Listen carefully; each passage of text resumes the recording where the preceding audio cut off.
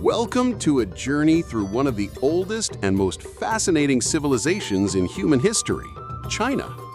From the legendary Yellow Emperor to the towering skyscrapers of today, China's story is nothing short of remarkable. But here's the thing, we often hear about China's great achievements in history, its inventions, its dynasties, its incredible culture. But what does that really mean? What does it mean to be part of a civilization that has lasted over 5,000 years? Now, when we think of China, we probably picture the Great Wall, pandas, and maybe the Great Leap Forward, if you're into history, that is. But there's so much more that makes up China's rich tapestry. It's not just an ancient civilization, it's a continuous thread that ties together every aspect of human existence: politics, culture, science, philosophy, and yes, even food. Have you tried dim sum? In this documentary, we're diving deep into the entire history of China, from the rise of its earliest dynasties to its position as one of the world's most powerful superpowers today. It's a long journey, but trust me, it'll be worth it. We'll unravel the secrets behind the emperors, the warriors, the philosophers, and the scholars who have shaped the world as we know it. And don't worry, we won't bog you down with endless names and dates. We'll spice it up with some drama. Yes, there were battles, betrayals, and even some seriously bad decisions. Looking at you, Emperor Qin. We're talking about everything: the opulent palaces, the heart-wrenching rebellions, the rise of philosophies that changed the way we think, and how China found itself caught between the old world and the modern one.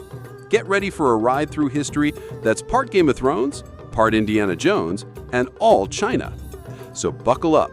The story of China is long and winding, but it's a story you definitely want to hear. Let's jump in.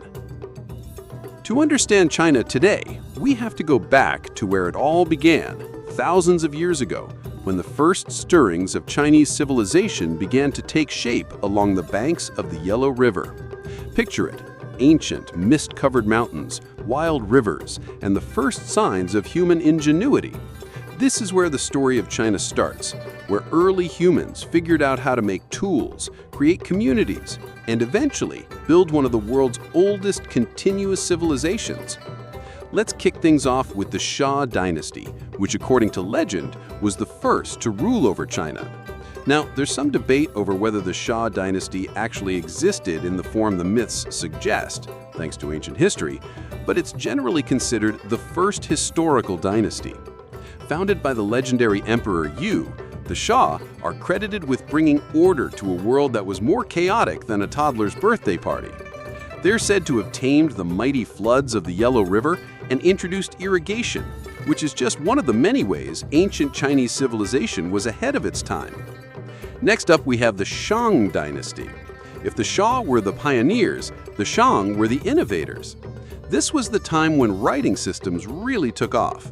The Shang were the first to develop what we know today as oracle bone script, a form of writing used for divination. That's right, the Shang weren't just interested in managing their kingdom. They were keen on consulting the gods about everything from crop failures to whether it was a good time to go to war. They'd carve questions into bones, heat them up, and interpret the cracks. It's like ancient Chinese fortune cookies, but with way more pressure. During this time, the Shang also mastered bronze metallurgy, creating stunning weapons, tools, and ceremonial vessels. This period was truly a golden age of early Chinese culture, with the Shang establishing key elements of the Chinese state, such as the power of the emperor, or king in Shang terms, and centralized governance. If the Shang laid the foundation, then the Zhou dynasty truly built the framework for everything to come. The Zhou ushered in a new era of political and philosophical thought. They introduced the mandate of heaven, a divine right to rule granted by the gods, which became a foundational concept in Chinese political philosophy. The idea was simple. The emperor's right to rule was justified only as long as he was just and effective. If the ruler became corrupt or incompetent, the mandate could be revoked, paving the way for rebellion. This concept would play a huge role in the many dynastic cycles that followed. The Zhou were also big on philosophy, with the rise of two of China's most influential schools of thought, Confucianism and Taoism. Confucius, one of China's greatest philosophers, advocated for ethics, family values, and good governance. Meanwhile, Lao Tzu's Taoism focused on harmony with nature and the art of doing nothing. Well, not nothing, but you get the point. Less striving, more flowing. These philosophies didn't just stick around, they went on to influence not only China, but the whole world, shaping everything from ethics to politics. As the Zhao expanded, they also advanced technologically, particularly in the areas of agriculture and warfare. Iron plows were introduced, making farming more efficient and helping China's population grow. Iron tools, weapons, and armor transformed the way wars were fought. The Zhao were known for their well-organized armies and extensive use of chariots, making them formidable opponents in battle. However, the Zhao dynasty wasn't all smooth sailing. As the empire grew, internal divisions started to emerge. Feudal lords gained more power, and eventually the empire fragmented into a period known as the Spring and Autumn period, followed by the Warring States period. This was a time of constant warfare, but also of cultural and technological innovation. Think of it as a chaotic time full of battles, but also full of breakthroughs that would lay the groundwork for future Chinese dynasties. As the centuries rolled on, the ancient foundations of China's civilization gave rise to more structured and centralized rule. Enter the era of Imperial China, an era that would stretch for over 2 millennia and give birth to some of the world's most powerful and prosperous dynasties. It's a time of emperors, grand palaces, and sweeping battles for control of the Middle Kingdom. So let's dive into the mighty dynasties that defined China's imperial era. Now, we've all heard of Emperor Qin Shi Huang, right? He's the guy with the famous terracotta army guarding his tomb, and of course the first emperor to unify China. The Qin Dynasty may have only lasted a short time, but it left an indelible mark on Chinese history. Qin Shi Huang was like the ultimate organizer. Before he came along, China was a collection of warring states. Think of it as an ancient version of a really messy office where everyone's fighting over who gets to make the coffee. Qin's unification brought an end to the Warring States period and established a centralized government with standardized laws, currency, and even weights and measures. This was essential for fostering trade and communication across China's vast territories.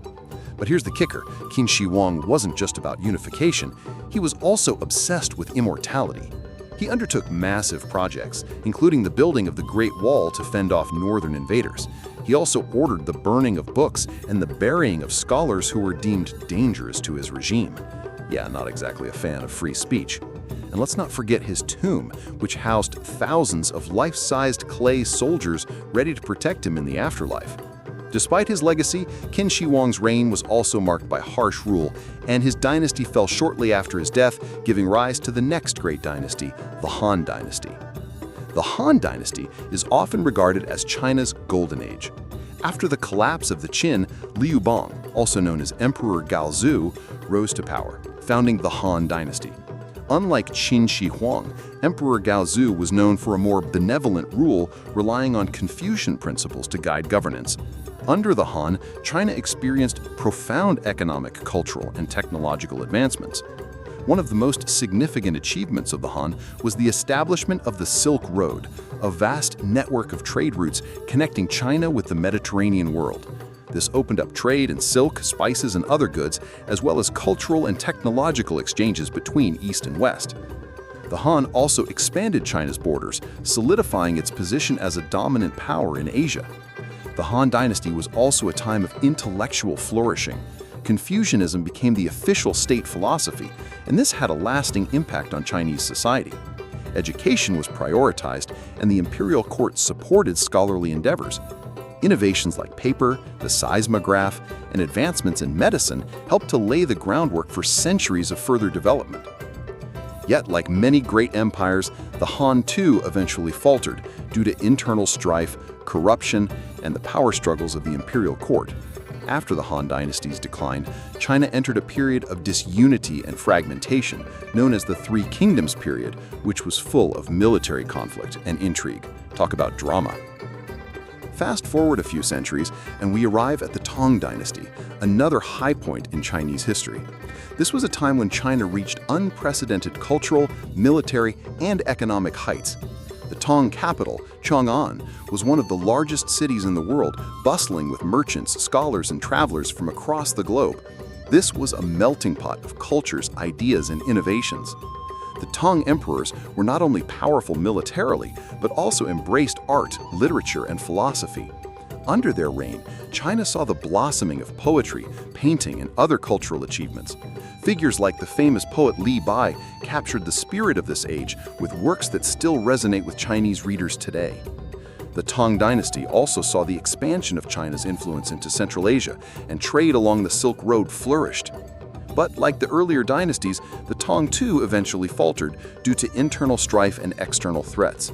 Nonetheless, their legacy left an indelible mark on Chinese culture, with many calling it the golden age of Chinese civilization. The Song dynasty is often celebrated for its advancements in technology, culture, and economics. Although the Song never regained the territorial grandeur of the Han or Tang, they excelled in other ways. This was the period when China saw some of its most brilliant inventions, including the magnetic compass, gunpowder, and movable type printing. It's no wonder that the Song dynasty is considered a time of great technological and intellectual progress. In terms of culture, the Song era saw the rise of landscape painting and the refinement of porcelain, creating some of the most exquisite works of art in history. The Song also introduced a more sophisticated bureaucracy where merit and talent were prioritized, leading to some of the most competent rulers in Chinese history. Yet, despite their technological achievements, the Song were eventually overthrown by the Mongols, marking the end of the dynasty and the beginning of the Yuan dynasty, led by Kublai Khan, the grandson of Genghis Khan. The 13th century was a time of upheaval and dramatic change for China. Enter the Mongols, an unstoppable force that swept across Asia like a storm, shaking the very foundations of civilizations. The Mongols, under the leadership of the fearsome Genghis Khan, were on a mission to conquer. From the vast steppes of Central Asia, they expanded their empire at a terrifying speed. By 1206, Genghis Khan had united the Mongol tribes, forming one of the largest empires the world had ever seen. His army was ruthless, highly organized, and had an impressive ability to adapt and strategize in warfare. China at the time was divided into several competing states, with the Qin Dynasty controlling the northern region and the southern Song Dynasty holding on to the south. The Mongols first targeted the Qin Dynasty, and after a bloody campaign, they overthrew it. Genghis Khan then turned his attention to the southern Song, aiming to unite all of China under Mongol rule. In his wake, the Mongols left devastation. Cities were burned, and the people of China were caught in a wave of violence, forced to choose sides or face annihilation. But Genghis Khan didn't just destroy, he also sought to unite. His policies were revolutionary for the time, emphasizing merit over lineage and encouraging trade, diplomacy, and cultural exchange with other regions of the world. After Genghis Khan's death in 1227, his successors continued the Mongol conquest. His grandson, Kublai Khan, would eventually be the one to complete the conquest of China and establish the Yuan dynasty. In 1271, Kublai Khan declared the establishment of the Yuan dynasty, officially marking Mongol rule over all of China. Kublai Khan, although a Mongol by birth, quickly embraced many Chinese traditions and worked to merge Mongol and Chinese cultures. He established his capital at Dadu, modern-day Beijing, which would later become the imperial capital of China under the Ming dynasty. The Yuan dynasty was marked by significant changes. For one, Kublai Khan actively encouraged trade and contact with the outside world, leading to greater exchange between East and West. This is where we get the famous journey of Marco Polo, the Venetian explorer who spent time at Kublai Khan's court and wrote about the wonders of China. Under the Yuan, China was connected to the broader world, and goods such as silk, porcelain, and tea flowed westward, while European knowledge and technology started to trickle eastward. But despite these grand achievements, Mongol rule wasn't without challenges. The Mongols, although highly capable warriors, struggled to fully integrate into the sophisticated Chinese system. There was a cultural divide. Mongols, as foreigners, were viewed with suspicion by many native Chinese. There was a cultural divide. Mongols, as foreigners, were viewed with suspicion by many native Chinese. The Mongols were seen as outsiders, and many Chinese resented their rule. The Yuan dynasty also faced economic difficulties, partly due to the strain of maintaining an empire of such vast size. As time went on, corruption and infighting within the Yuan court weakened their power. By the mid-14th century, rebellions began to spread across China, leading to the eventual fall of the Yuan dynasty.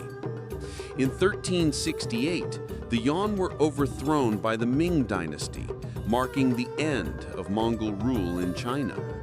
Despite its relatively short existence, the Yuan dynasty had a profound impact on China.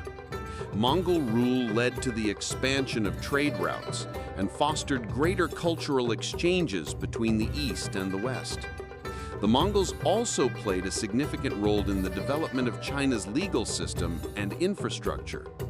However, their failure to completely integrate into Chinese society set the stage for the rise of a new native dynasty that would restore China's traditions and culture, the Ming dynasty. After the fall of the Yuan dynasty, China entered a new chapter, one that would see it rise to new heights of prosperity, culture, and power.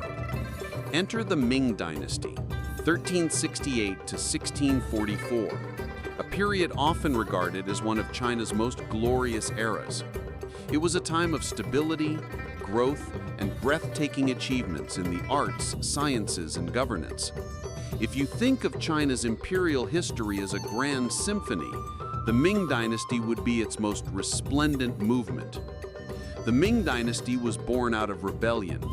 The Mongol Yuan dynasty had grown increasingly unpopular due to its foreign rule, and the Chinese people longed for a return to native leadership. The rebellion was led by a man named Zhu Yuanzhang, who would later take the throne as Emperor Hongwu. Hongwu's rise was a remarkable story of survival. Born into a poor peasant family, he became a monk, joined the resistance against the Mongols, and eventually overthrew them. His success in unifying China was nothing short of legendary. Once in power, Emperor Hongwu sought to restore China's traditional values, building a strong central government and implementing sweeping reforms. He revived the civil service exam system, ensuring that officials were chosen based on merit rather than family lineage, a practice that would define Chinese bureaucracy for centuries. One of the most fascinating and adventurous aspects of the Ming dynasty was the great voyages of Zheng He. Zheng He was a Muslim eunuch who became one of China's greatest admirals and explorers. Between 1405 and 1433, he embarked on 7 massive voyages to places as far as Africa, the Middle East, and Southeast Asia. These voyages were not just for trade, they were also a way to display China's might, diplomacy, and reach. Zheng He's fleet was a marvel of engineering, with ships that dwarfed anything in the West at the time. He brought back exotic goods, rare animals, and tributes from foreign rulers. His journey symbolized China's power and ambition in the world, with the imperial court hoping to spread China's influence across Asia and beyond. Sadly, after Zheng He's death, the Ming court adopted a more isolationist stance, closing China off from the rest of the world and focusing more on domestic issues. The Ming era was not just about politics and exploration. It was also a time of tremendous cultural flourishing. The Ming emperors were patrons of the arts, and the period is renowned for its achievements in painting, ceramics, and architecture. One of the most iconic symbols of the Ming dynasty is the Forbidden City, the massive imperial palace complex in Beijing, which remained the home of Chinese emperors for centuries. Its stunning architecture and intricate design are a testament to the artistic vision of the Ming period. In terms of ceramics, Ming porcelain became world famous. The delicate blue and white porcelain produced during this time is highly coveted even today, with pieces fetching astronomical prices at auctions. Ming artists also excelled in painting, with the period giving rise to some of China's most famous painters, whose works have been celebrated for their expressive brushwork and sophisticated compositions. Despite its many successes, the Ming Dynasty was not immune to internal strife and external pressures. As the dynasty aged, corruption began to take root within the government, and the economy started to suffer. A series of weak emperors failed to deal effectively with the mounting challenges facing the empire. Meanwhile, the Manchu tribes to the north were growing more powerful and aggressive. By the early 16th century, China was in turmoil. Internal rebellions, such as the Lizi-Cheng Rebellion, further weakened the Ming. The final blow came when the Manchus, taking advantage of the chaos, invaded China and established the Qing Dynasty in 1644, bringing an end to the Ming era. Despite its decline, the Ming Dynasty left behind an enduring legacy. It was a period of immense cultural achievement, military expansion, and economic growth. The impact of Ming art, architecture, and exploration is still felt today, and the dynasty is often remembered as a golden age of Chinese civilization. Even as the Qing Dynasty took over, many of the administrative practices and cultural traditions of the Ming period continued to shape China's imperial governance. The Ming's emphasis on merit-based bureaucracy, its deep cultural investments, and its bold exploration of the world would influence China's future for centuries. After the fall of the Ming Dynasty, China's fate was shaped by the rise of the Qing Dynasty, 1644 to 1912, a dynasty that would become both the last imperial family of China and one of the most powerful in history. But this dynasty was unlike any other. Instead of being founded by a native Chinese family, the Qing Dynasty was established by the Manchu people from the northeast of China, outside the traditional Han Chinese heartlands. The story of the Qing Dynasty begins with the Manchu conquest of China in the mid-17th century. At this time, China was in chaos. The Ming Dynasty was crumbling under the weight of internal rebellion and external invasion, and the empire was on the verge of collapse. This is where the Manchu tribes, who had long been fighting to assert their power in the northeast, stepped in. In 1644, the Ming Dynasty's last emperor was overthrown by a rebellion led by Lizi-Cheng, and Beijing fell into the hands of the rebels. However, the collapse of the Ming created a vacuum of power. The Manchus, led by Nursi and his son Hong Taiji, took advantage of this chaos and seized the opportunity to conquer China. By 1644, the Manchus had entered Beijing, proclaimed the founding of the Qing Dynasty, and set their sights on unifying the entire country under their rule. The Qing Dynasty was built upon a delicate balance of maintaining control over the Han Chinese population while also holding on to Manchu traditions and customs. Early Qing emperors like Kangxi and Qianlong worked tirelessly to consolidate power and ensure the empire's stability. Despite being a foreign ruling family, the Qing emperors were able to gain the loyalty of the Chinese people by adopting Chinese culture, customs, and even Confucian ideals. In many ways, the Qing emperors saw themselves as the true heirs to China's imperial legacy. The Qing dynasty reached its zenith during the reigns of Emperor Kangxi, 1661 to 1722, and Emperor Qianlong, 1735 to 1796. These two emperors oversaw a period of territorial expansion, economic prosperity, and cultural flourishing. Under Kangxi, the Qing dynasty's borders expanded dramatically. Kangxi's military campaign subdued the rebellious Ming southern remnants, defeated the Dzungar Mongols in the northwest, and incorporated Taiwan into the empire. His reign marked the beginning of China's golden age, characterized by peace and stability. Kangxi's successor, Qianlong, continued his father's work by further expanding China's borders to their greatest extent, including the conquest of Tibet and parts of Central Asia. At the same time, the Qing emperors encouraged cultural development. Qianlong was a patron of the arts, commissioning extensive works of literature and art that would go on to define the cultural identity of the Qing dynasty. The Qing were also known for their sophisticated administration, and they established a solid bureaucracy that effectively governed their vast empire. The dynasty introduced reforms in taxation, infrastructure, and agriculture, which helped increase productivity and population growth during the 18th century. But the grandeur of the Qing dynasty couldn't last forever. By the 19th century, cracks began to show in the once unshakable foundation of Qing rule. Despite the impressive military, political, and cultural achievements, the empire began to face a series of internal and external challenges. Internally, the Qing struggled with corruption, inefficient governance, and the growing wealth gap between the elite and the peasantry. The White Lotus Rebellion, 1796 to 1804, and other uprisings were early signs of widespread dissatisfaction with Qing rule. Externally, China faced increasing pressure from Western powers. The Opium Wars, 1839 to 1842 and 1856 to 1860, were pivotal moments in China's decline.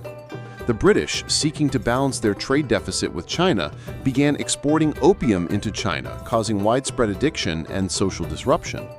When China attempted to ban the opium trade, Britain responded with force, resulting in the humiliating Treaty of Nanjing, which forced China to cede Hong Kong to Britain and opened several ports to foreign trade. The Taiping Rebellion, 1850 to 1864, one of the deadliest civil wars in history, further weakened the Qing dynasty. Led by Hong Xuan, a man who claimed to be the younger brother of Jesus Christ, the Taiping forces seized large portions of southern China, killing millions and causing widespread destruction. Though the Qing government eventually quelled the rebellion with the help of Western forces, it left the empire severely weakened and vulnerable. By the late 19th century, the Qing dynasty was teetering on the brink of collapse. The failure to modernize and respond to both domestic unrest and foreign threats led to a complete breakdown of the imperial system. The Boxer Rebellion, 1899 to 1901, a nationalist uprising against foreign influence, only worsened the situation, and by 1911, the Qing government could no longer hold on to power. The Xinhai Revolution of 1911, sparked by both growing anti-Qing sentiment and the need for modernization, led to the abdication of the last Qing emperor Pu Yi and the establishment of the Republic of China. The fall of the Qing marked the end of over 2,000 years of imperial rule in China. Despite its downfall, the Qing dynasty left a lasting impact on China's history.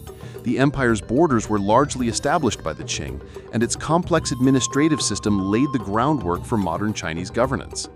The Qing also left behind an unparalleled cultural legacy, from imperial art to architecture, and their interaction with the outside world helped shape China's future. While the Qing dynasty's final years were tumultuous, its early and middle periods were among the most prosperous and influential in Chinese history. The legacy of the Manchu rulers continues to echo in China's modern-day power and identity, reminding us that even empires as mighty as the Qing must eventually face the forces of change. After the collapse of the Qing dynasty, China found itself at a crossroads, standing on the edge of modernization but still tangled in centuries-old traditions. The fall of the imperial system in 1911 marked the end of 2,000 years of dynastic rule and the beginning of a new chapter, the Republic of China, 1912 to 1949. But as we'll see, this new republic would face immense challenges, with political instability, warlordism, and foreign invasion threatening to tear it apart. The death knell for the Qing came with the Xinhai Revolution of 1911, sparked by a combination of internal dissent, corruption, and the growing desire for reform. The revolution was led by Sun Yat-sen, a doctor and political activist who had long dreamed of overthrowing the imperial system and establishing a republic. Sun's ideas were rooted in his 3 principles of the people, which called for nationalism, democracy, and the welfare of the people. After a series of uprisings and military confrontations, the Qing Emperor Pu Yi was forced to abdicate in 1912, officially ending over 2,000 years of imperial rule. On January 1, 1912, the Republic of China was born, with Sun Yat-sen as its provisional president. This moment marked the dawn of a new era where China was supposed to become a modern democratic republic, but the road to stability would be anything but smooth. Although the Qing dynasty was overthrown, the birth of the republic didn't instantly bring peace or unity to China. The early years of the republic were marred by political infighting, weak central authority, and the rise of military warlords who controlled different regions of China. The Republic of China was more of an idea than a functioning reality, as power was decentralized and fragmented. The struggle for power between various factions led to widespread instability. The Beijing government, which was founded after Sun's brief presidency, became dominated by military leaders rather than civilian politicians. These warlords fought among themselves, weakening any attempt to create a unified democratic China. For much of the early 20th century, the country was embroiled in civil war and chaos, with no central government able to establish control over the entire nation. Into this political vacuum stepped Chiang Kai-shek in the Kuomintang, KMT, the Nationalist Party. The KMT had been founded by Sun Yat-sen, but after his death in 1925, Chiang Kai-shek emerged as the party's leader. Chiang sought to unify China under the KMT banner, fighting against both warlord factions and the Communist Party, which was gaining influence in the country. In 1927, Chiang launched the Northern Expedition, a military campaign aimed at defeating the warlords and bringing the country under centralized KMT control. By 1928, he had succeeded in unifying China, at least nominally. His government set up its capital in Nanjing, and China appeared to be on the path to modernization. A triumphant scene depicting Chiang Kai-shek leading the Northern Expedition in 1927. In the foreground, Chiang is shown mounted on horseback, leading a strong, organized KMT army across northern China, defeating the fragmented warlord forces. The KMT troops confidently marching behind him are shown raising banners with the KMT symbol, signaling their push for a unified China. In the background, the warlords' forces are depicted in retreat, with their flags falling as they are overcome. The sky above is clear, symbolizing the hope and optimism for a unified nation. In the distance, the capital city of Nanjing is shown emerging as the new center of governance, with modernizing infrastructure reflecting the beginnings of China's path toward modernization under Chiang's rule. As the KMT struggled with internal issues, a new and growing threat emerged in the form of the Chinese Communist Party, CCP, which had been founded in 1921 and was initially influenced by the Russian Revolution. The CCP's message of land reform, social equality, and workers' rights resonated with many of China's impoverished peasants. In 1927, Chiang Kai-shek and the KMT turned against the CCP, beginning a bloody purge of communist leaders and members in what became known as the White Terror. This marked the beginning of the Chinese Civil War between the KMT and the CCP, a war that would last intermittently until 1949. During this time, the CCP retreated to the remote Jiangxi province and later embarked on the Long March, 1934 to 1935, a grueling year-long retreat to the northwest. Led by Mao Zedong, the Long March became a symbol of the CCP's resilience and determination. As if civil strife wasn't enough, China also had to contend with an external enemy, the Japanese. In 1937, Japan launched a full-scale invasion of China, marking the beginning of the Second Sino-Japanese War. The KMT and CCP, despite their animosities, were forced to form an uneasy alliance to fight the Japanese. The war was devastating. Cities like Nanjing were brutally attacked, and millions of Chinese civilians lost their lives. The war also exposed the weaknesses of both the KMT and CCP in defending China. The Japanese occupation of large parts of China remained in place throughout the war, but in the end, Japan's defeat in 1945 by the Allied forces, including China, brought the war to an end. After the end of World War II, China was once again plunged into civil war. The KMT, which had been supported by the United States, and the CCP, which had received aid from the Soviet Union, resumed fighting for control of China. By 1949, after years of intense fighting, the CCP, led by Mao Zedong, emerged victorious. On October 1, 1949, Mao Zedong declared the formation of the People's Republic of China, marking the end of the Republic era. The KMT retreated to Taiwan, where they continued to claim legitimacy as the government of China while the mainland became a communist state. This marked a dramatic shift in China's political landscape, setting the stage for the major changes of the 20th century. The creation of the People's Republic of China, PRC, in 1949 marked a seismic shift not just in China, but in the entire world. It was the culmination of a long struggle for power, an ideological revolution, and the realization of Mao Zedong's vision to reshape Chinese society. Mao's China would look very different from the one that had existed under imperial rule or the Republic, with radical transformations that would impact everything from politics to culture to daily life. Mao Zedong was a man of many contradictions, a revolutionary, a poet, and a ruthless political strategist. Mao's rise to power was neither quick nor smooth. As a founding member of the Chinese Communist Party, he had been involved in the struggle against the ruling Nationalist Party, Kuomintang, but it wasn't until the Long March of 1934-1935 that Mao truly cemented his position as the leader of the communist movement. The Long March, a harrowing retreat across rugged terrain to evade the KMT, not only saved the CCP, but also turned Mao into a symbol of perseverance.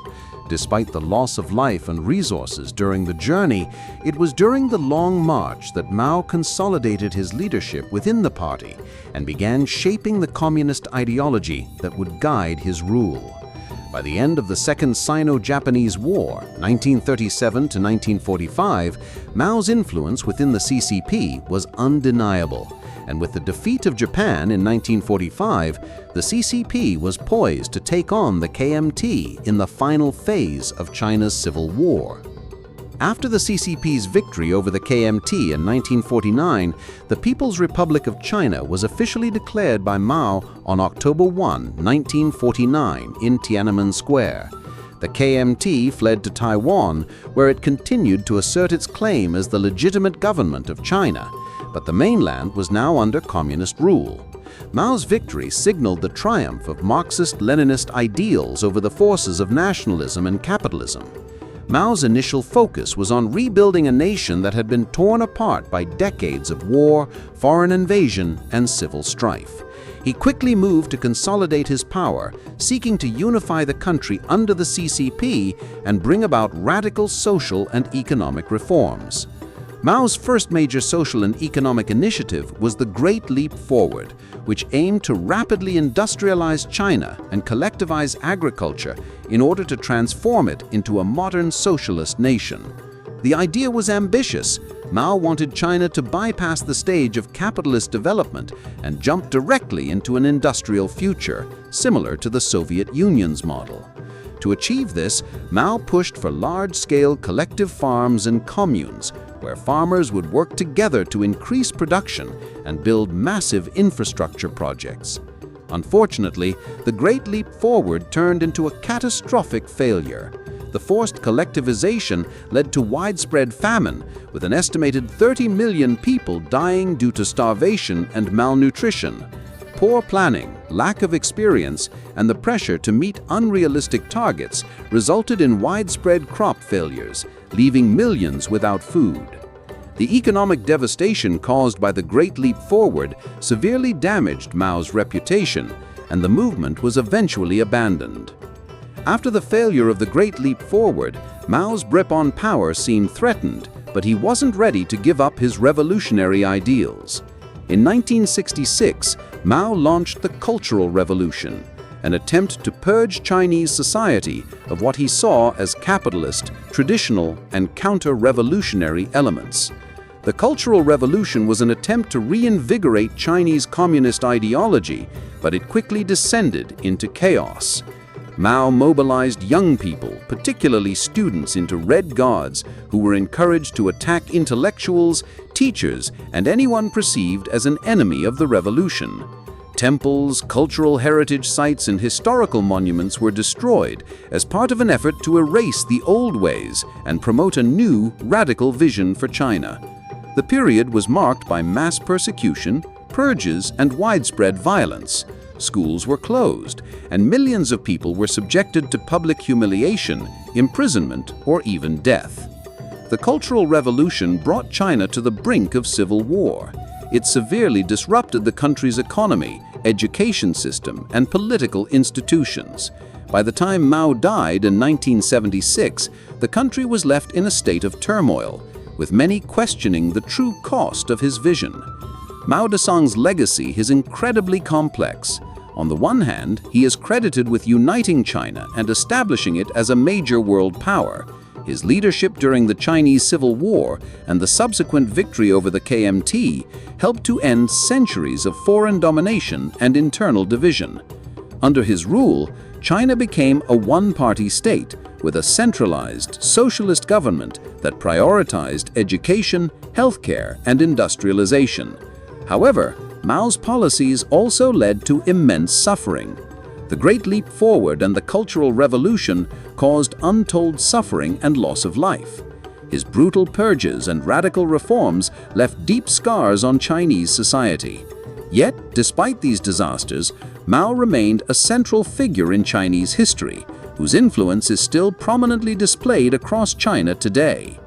After his death, China began to move away from Mao's more extreme policies, with leaders like Deng Xiaoping implementing economic reforms that gradually opened China up to the global economy. Nevertheless, Mao remains a towering figure in Chinese history, whose influence is still felt today. After the tumultuous and revolutionary era of Mao Zedong, China found itself at a crossroads. The country had endured decades of radical social experiments, mass purges, and economic setbacks, and it was in desperate need of reform. Enter Deng Xiaoping, a pragmatic leader who would steer China away from the extremes of Maoism and towards a more balanced approach that would transform the country into a global economic powerhouse. Deng Xiaoping was a seasoned Communist Party leader who had survived the purges of the Cultural Revolution, unlike many of his contemporaries. Although he had been dismissed from positions of power during Mao's later years, Deng was reinstated in 1977 after Mao's death and the collapse of the Cultural Revolution. Deng's approach to governance was a stark contrast to Mao's radical ideals. While he maintained the central role of the Communist Party, Deng was a pragmatist who believed in socialism with Chinese characteristics. He saw that China could not continue on the path of isolation and extreme collectivism that had characterized the Mao era. Deng understood that China needed to modernize and open up to the world in order to develop economically. But unlike the Western capitalist systems, he envisioned a socialist economy with state control, but also market reforms and private enterprise. Deng Xiaoping's leadership marked the beginning of China's reform and opening up in 1978, a period of transformative change that radically shifted China's economic landscape. One of Deng's first major reforms was to decentralize economic planning, allowing local governments and businesses more autonomy in economic decision-making. This shift was vital in breaking away from the rigid, state-controlled economy that had hampered innovation and growth under Mao. Deng also introduced agricultural reforms, which allowed farmers to lease land from the state and make decisions about what crops to grow. The household responsibility system replaced the collective farming system, giving farmers more incentives to produce. This led to a boom in agricultural output, lifting millions of rural Chinese citizens out of poverty. In a bold move, Deng's government also began to open China's doors to foreign investment. Special economic zones, or SEZs, were created in cities like Shenzhen, where foreign companies could set up operations with fewer restrictions. These SEZs became testing grounds for market-oriented reforms and were the beginning of China's integration into the global economy. This allowed China to attract foreign capital, technology, and expertise, laying the groundwork for its future industrialization. By the mid-1980s, China's economy had begun to take off. Deng's reforms resulted in rapid industrialization, with factories springing up across the country. Urban areas expanded, and new industries, from manufacturing to technology, began to emerge. China's population was massive, and its labor force was inexpensive, making it an attractive destination for global companies seeking to reduce costs. The introduction of market reforms also led to the growth of the private sector. Small businesses were allowed to flourish, and people were encouraged to pursue entrepreneurial ventures. This marked the beginning of a new middle class in China, an economic transformation that would eventually propel the country to become the second-largest economy in the world. But Deng was also keen on ensuring that reforms did not threaten Communist Party control. While the economy was becoming increasingly capitalist in nature, the government maintained its firm hold on political power. In 1989, when student protests broke out in Tiananmen Square calling for political reforms, Deng's government responded with military force, resulting in a tragic loss of life. The Tiananmen Square massacre remains a dark chapter in modern Chinese history, but it also reinforced Deng's belief in maintaining strict political control while pursuing economic growth. Deng Xiaoping's reforms laid the foundation for China's rapid economic growth in the decades that followed. By the time of his death in 1997, China had firmly transitioned from an isolated agrarian economy to one that was deeply integrated into the global market. Under Deng's leadership, China's GDP grew at an astonishing rate, and millions of people were lifted out of poverty.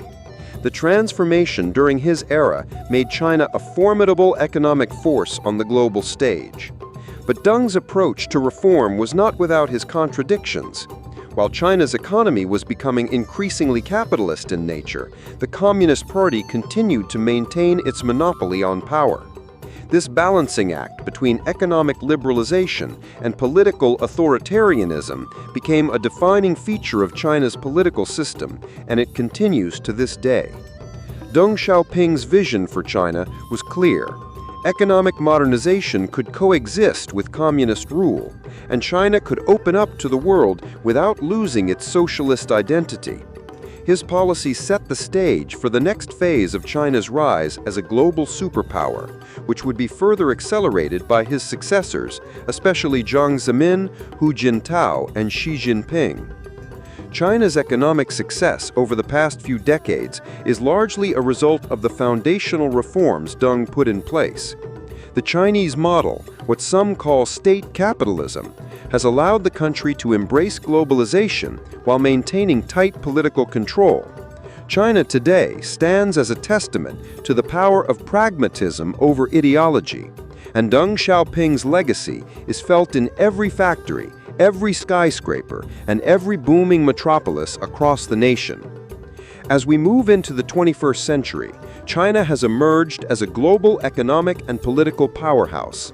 The rapid transformation that began with Deng Xiaoping's reforms continues today, and China is no longer just a manufacturing hub. It's a global superpower, influencing everything from trade to geopolitics to technology. But how did China get here, and what is its trajectory for the future? Let's take a look at modern China's rise to global prominence and its increasing role on the world stage. After Deng's reforms in the 1980s and 1990s, China's economy continued to expand at an unprecedented rate. By the early 2000s, China had firmly entered the global market, and its economic rise became one of the most significant stories of the new millennium. In 2001, China became a member of the World Trade Organization, WTO, cementing its place as a global trade partner.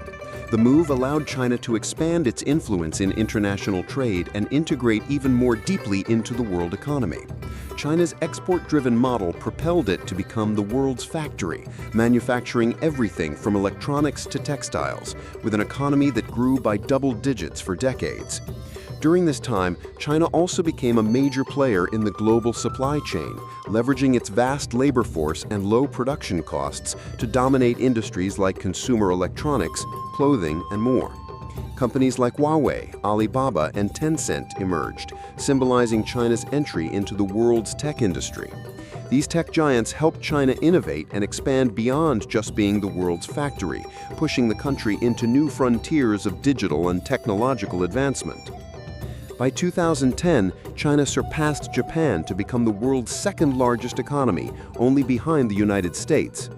In 2020, it was projected that China would surpass the United States to become the world's largest economy by nominal GDP, solidifying its position as an economic superpower. One of the most ambitious foreign policies of modern China is the Belt and Road Initiative, BRI, launched by President Xi Jinping in 2013. The BRI is a global infrastructure and investment project aimed at enhancing trade routes between China and other parts of the world, particularly Asia, Africa, and Europe. The initiative has already seen massive investments in roads, ports, railways, and energy infrastructure across dozens of countries. The goal is to build a vast network of trade routes that will help China secure economic influence across Asia, Europe, and Africa.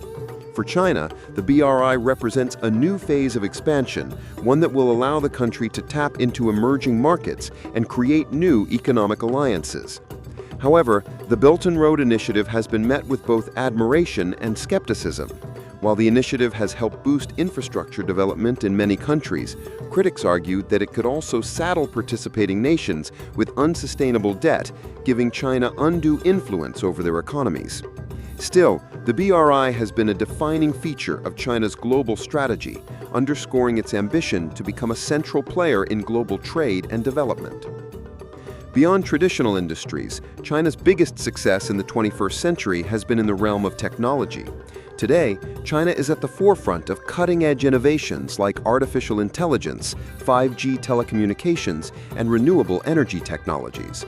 Huawei, the tech giant, has led China's global push in 5G technology, placing China at the center of the race for next-generation networks. While the company has faced significant opposition from the United States and its allies, its success highlights China's technological ambitions. The country is also a leader in AI research and development, with massive investments in machine learning and automation, positioning itself as a global leader in future technologies. Additionally, China has been making strides in space exploration, with the launch of its own space station and successful lunar missions. In 2021, China became the third country to land a rover on Mars, further establishing itself as a global leader in space. Under Xi Jinping, who became China's leader in 2013, the country has taken a more assertive and centralized approach to both domestic and foreign policy.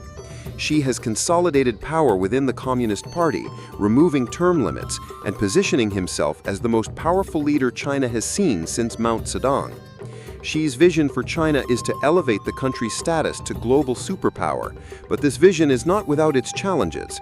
The Chinese government has become increasingly authoritarian under Xi's rule, with crackdowns on political dissent, strict censorship, and the repression of ethnic minorities, particularly the Uyghurs in Xinjiang.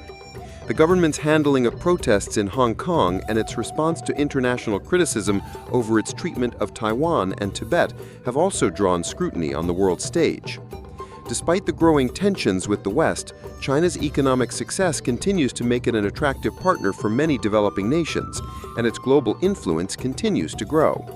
China's ambitions on the world stage are evident in its expanding role in global governance institutions, including the United Nations, the World Health Organization, and its leadership in the Shanghai Cooperation Organization. The future of China remains a topic of intense debate. While the country has made incredible strides economically and militarily, its political system and human rights record remain points of contention. As China continues to rise, it faces increasing challenges in managing its internal demands for political freedom, social justice, and economic stability, while expanding its role as a global superpower.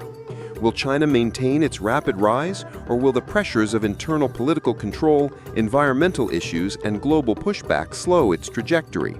The coming decades will reveal whether China can sustain its current path and achieve its ambition to become the world's preeminent superpower. From ancient dynasties to revolutionary upheavals, from the rise of communism to the emergence of a global superpower, China's history is nothing short of extraordinary. It's a story of resilience, transformation, and a relentless drive to shape its destiny. As we've seen, China's evolution has been shaped by countless forces: its ancient cultural foundations, its imperial ambitions, and the vision of leaders who have navigated it through some of the most turbulent times in history. Looking back, we can see how China's dynastic eras laid the groundwork for a society that would endure centuries of change. The legacy of the Shang, Shu, and Han dynasties provided the intellectual and cultural pillars that would be built upon by the Tang, Song, and Ming dynasties, each leaving behind remarkable achievements in governance, art, and technology. The Qing dynasty then ushered in a new chapter with its unique Manchu leadership, and despite its eventual fall, it left a lasting impact on China's territorial and political boundaries. The 20th century marked a profound shift as China was forced to reckon with imperialism, civil war, and foreign invasion. Yet it was also a period of tremendous resilience and reinvention. Leaders like Mao Zedong and Deng Xiaoping each played crucial roles in navigating the country through profound upheaval, steering it from the ruins of war towards a new ideological and economic direction. Mao's vision of a communist society gave way to the pragmatic reforms of Deng, which opened China's doors to the world and set it on a path to becoming a global economic giant. Today, China stands at the forefront of the global stage, an economic powerhouse and a growing geopolitical influence. Under Xi Jinping, China's ambitions continue to take shape as it pursues further modernization, technological innovation, and global influence. But as China continues to rise, it faces both opportunities and challenges. The balance between political control, economic growth, and international relations will shape the future of the world's most populous nation. China's story is not just a story of a country, but it's a story that reverberates across the globe. As we look ahead, the question is not just where China is headed, but how its future will impact the world at large. One thing is clear: China's journey is far from over, and the world will continue to watch as it writes the next chapters in its long and complex history. And that brings us to the end of our journey through the epic history of China. If you enjoyed this ride through the past, present, and future of one of the world's most powerful nations, make sure to hit that like button and subscribe to our channel for more amazing documentaries on history, culture, and more. Your support helps us keep bringing you content that dives deep into the stories that shape our world.